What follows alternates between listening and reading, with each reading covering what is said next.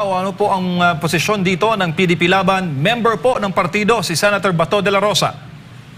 Opo, siya po ay hindi lamang miyembro kundi isang mataas na opisyal at member po ng Executive Committee. Actually po kanina, kaya hindi ko po nasagot kaagad ang telepono noong tumatawag po kayo sa akin, ay kausap ko po si Attorney Jimmy Bondoc na isa rin pong ranking member ng PDP. Siya po ay naroon sa loob ng Senado kasama si Senator de la Rosa. At nilinaw ko lang po sa kanya kasi may mga kumakalat na mga balita na wala daw pong inisyong TRO o itinanggihan ng Korte Suprema ang hiling ng TRO nitong kampo namin ni Senator de la Rosa. Nais ko pong sabihin sa ating mga kababayan na hindi po totoo yun. Yan po ay kasinungalingan. Wala pa pong desisyon ang Korte Suprema kung ibibigay o hindi ang TRO. Sa makatuwid bagay, wala pa pong denial.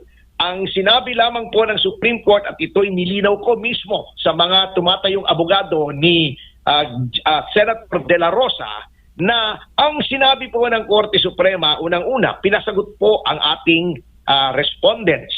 Yun pong pamahalaan natin.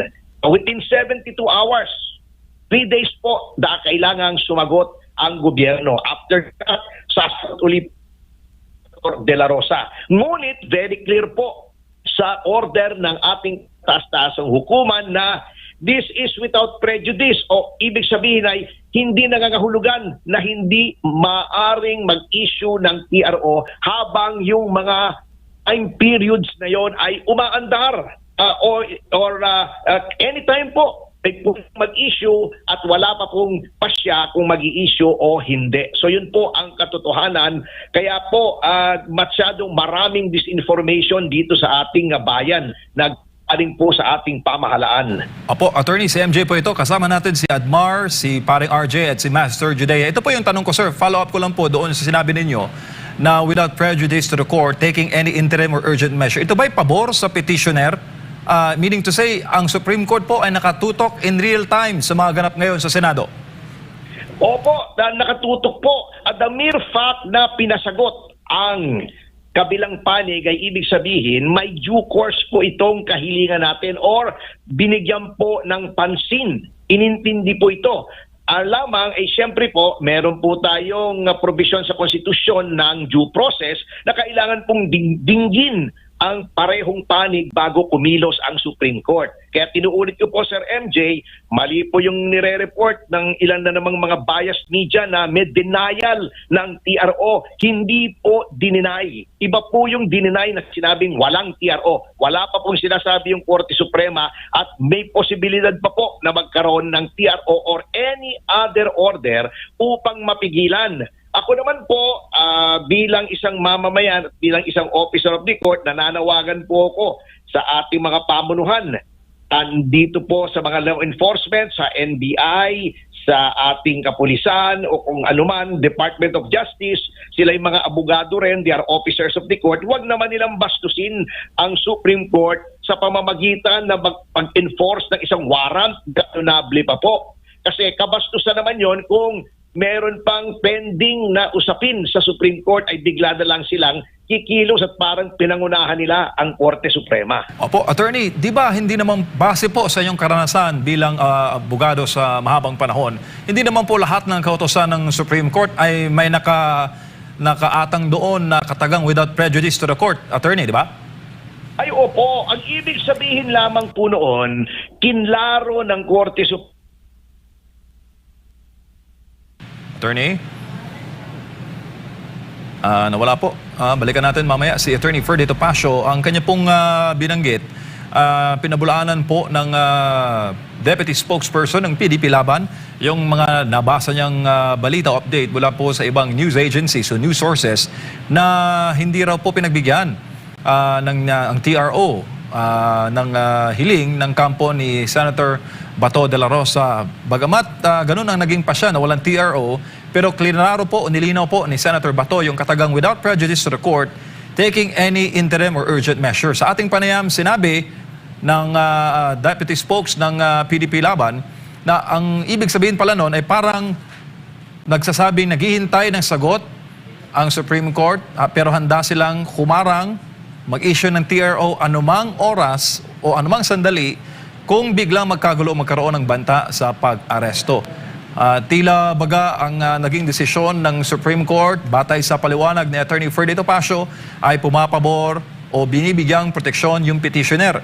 Dahil nangangahulugan nito, batay kay Attorney Topacio sa kanyang pag-analisa bilang abogado, ay binabantayan ng Supreme Court ang sitwasyon in real time kung may magtangkang umaresto sa senador o sa petitioner habang tumatakbo po ang 72-hour deadline o 3 days na hinihingi ng kataas-taasang hukuman mga kapartner. Yun yung naging buod ng ating panayam. Sana makabalik pa si Attorney Topacio, marami pa tayong mga katanungan, Master Judea. Yes, partner, no. Sana nga pumabor sa kabutihan itong magiging desisyon ng Korte Suprema at kung ano man ang mangyayari ngayong araw na ito, history po will judge kung ano man po ang maging pasya nila kay Senator Bato de la Rosa. At nakita natin nga kagabi, mga partners, dyan sa Senado na talagang matindi ang paninindigan ng mga taga-suporta ni Senator Bato de la Rosa na hindi siya may padala sa dahig ng walang kaukulan or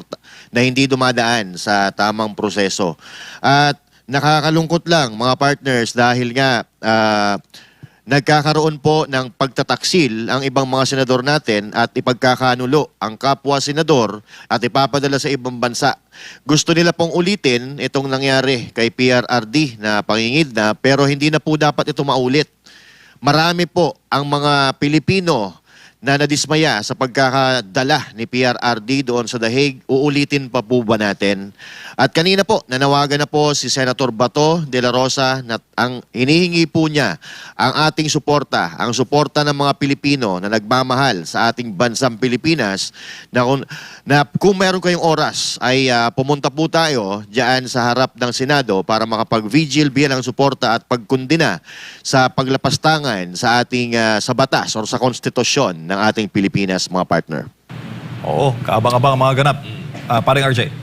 Hindi, wiwirduhan lang ako mga partner sa inyo ba? Sa palagay nyo? Kasi sa akin, ang tanong ko dito, sayang tatanong ko sana kay Atty. Topacio, tama ba na ang isang ordinaryong Pilipino ay mag-serve ng warrant galing pa naman mismo sa ICC? Hindi ko maintindihan kung tama ba to o talagang sino na ba ang NBI director? Ayun ang mga tanong ngayon Si Matibag ba o si Trillanes na? Kaya maraming question nang nangyayari at mga tanong sa ating mga lalong-lalo na ng ating mga kababayan na ano bang nangyayari? Safe pa ba tayo? Kasi isipin nyo, isang senador na halal ng taong bayan, ginaganto. Paano na lang tayo mga ordinaryong Pilipino? At dapat bang isipin o unahin yung mga politika kaysa sa mga talagang totoong kailangan ng mga kababayan nating mga Pilipino? Nagutom, di ba? Gutom, taas ng presyo ng mga bilihin, mas inuuna pa ba natin itong mga awayan sa politika? Panggigipit, di ba? Ayan ang malaking tanong ng mga kababayan natin, mga partner. At sana walang mangyari na hindi maganda. Dahil nung nakaraan, nagkaroon ng bugbugan dyan sa Senado at ngayon naman ay nakita natin sa mga balita na nakahanda ang OSAA or itong Senate Sergeant at Arms na ipatupad ang kanilang ruling or ang kanilang patakaran dyan sa loob ng Senado kung sakasakali na mauulit ito. Huwag naman sana. Pero hindi ko alam, partner, kung anong mangyayari dito, mga partners, kung ano itong mangyayari dito ngayong gabi na ito. Kasi matindi po ang away ng politika sa ating bansa na umaabot na nga sa nagkakasakitan. Pero ang sabi naman ng OSAA kanina na ito'y para ako'y nabahala dito sa sinabi during the interview na walang aarestuhin. Okay? Walang aarestuhin at hindi papayag ang OSAA na magkaroon ng arestuhan diyan sa loob ng Senado kung hindi dumadaan sa tamang proseso, partner. Samantala, ating malaman ang kasalukuyang update sa mga taga-Senate Sergeant at Arms. Kinumpirma na walang arestong magaganap ngayong gabi. Huli o walang mahulihan magaganap kay Senator Bato de la Rosa. May helipad ba ang Senado? Ating alamin mula kay Paul Montibon. Live. Paul, kamusta diha? MJ, maayong gabi at sa lahat ng mga kasamahan natin ng mga kapartner.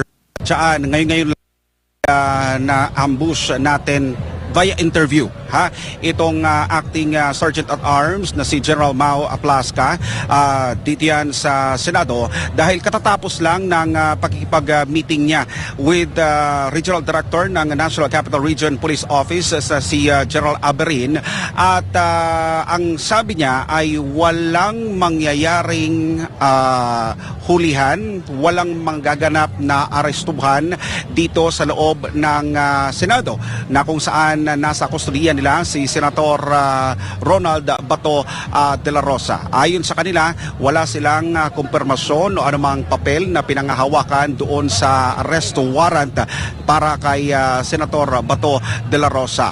Up until o unless merong desisyon ang local court na sa ngayon ay wala naman silang pinanghawakan dokumento mula sa lokal na korte ho natin doon sa arrest warrant para kay Senator Bato de la Rosa. Kanina ay may mga usap-usapan na baka may arestuhan nga dahil may mga nakapaligid ng mga NBI personnel dito at sinasabi nakapasok na raw sa loob ng Senado. Pero kanina mismo si General Aplasca ay nagsabi na walang NBI na pumasok sa loob ng Senado at walang koordinasyon na nangyayari ngayon with the National Bureau of Investigation kaugnay naman doon sa warrant of arrest na sinasabi anytime para kay Senator Bato de la Rosa. Next issue, kinumpirma rin ni General Aplasca ng Sergeant at Arms na ang helipad ng Senado ay malfunction. May problema doon sa structural form ng helipad. Kaya hindi siya pwedeng gamitin para sa sinasabi, kumakalat na napapaulat na mayroong lumapag na helicopter dito mismo sa Senado. Kaya naman kung oras na pinangangambahan na sinasabi na magkahulihan, dadalhin via helicopter si Senator Bato de la Rosa, hindi raw totoo yon.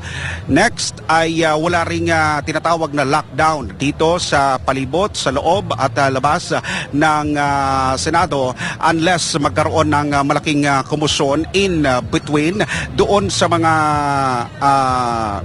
personnel, security personnel sa loob at labas dito naman sa Senate complex ho natin. Pero ang sitwasyon natin ngayon ng mga kapartner ay puno pa rin ng nakabarikada ng mga pulisan mula sa iba't ibang district yan ng National Capital Region, National Capital Region Police Office para naman tiyakin na maging maayos pa rin hanggang sa ngayon ang sitwasyon ng buong palibid ng Senate complex ho natin.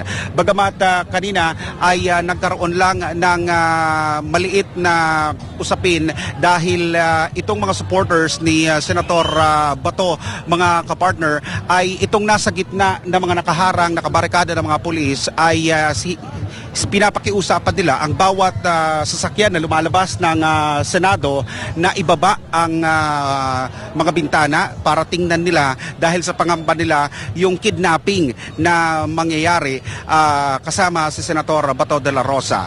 Bagamat napag-usapan naman, hinay-hinay at napagkasunduan naman ng mga nakatalga ng mga pulis dito ay napakiusapan din at naging maayos din naman ang flow ng security protocols na ginagawa ngayon kada lumalabas at pumapasok ng mga sasakyan, pribado man, dito sa loob ng Senado. So sa ngayon ay maayos pa naman daw ang lagay at sitwasyon ni Senator Bato de la Rosa sa loob ng Senado, bagamat may mga kapartner tayo doon na nakaantabay sa kalagayan ng senador. Pero dito sa labas ay tuloy-tuloy ang mga programa ng pro and anti impeachment and of course the surrender of the supposed surrender and arrest of Senator Bato de la Rosa dito sa Senate Complex, Pasay City. Paul, yung bang kotse